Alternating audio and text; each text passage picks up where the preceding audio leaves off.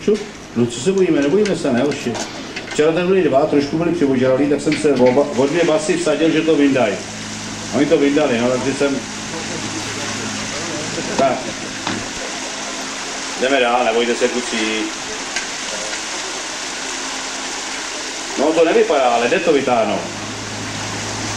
Máme výborný sušáky na mokrý holinky potom, jo. Tak.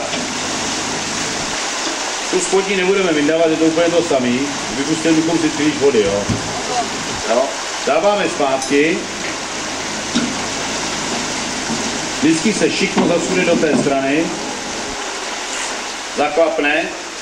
A už jenom to vlastní hmotnosti, a tím, že to taky to udělaný tak, že se prostě to těsně děje. Samozřejmě vám tam můžu plavat klacky a nemůže vám tam plavat pytle, hadry a další to. Toto se běžně při vodě nedělá. Než ta pohodeň, jak je to postavený celý, jo, to prostě ne. Dobré je to v tom, že je to velmi profesionální a základ je tady také udělaný dole, tady jsou kotvy a tato část, která tady je, tak ta je udělaná s ocelovým prahem a tahle ta druhá část je beton jenom, jo. Ukazujeme to na tom jedné, princip je úplně stejný. Všimněte si, že není nutný žádná přitlačná síla, která by provedla deformaci na gumovém těsnění, aby to vytěsnilo. Jo? Je to perfektní strojenský výrobek a to zajištění tady ze zhora je spíš symbolický. Jo?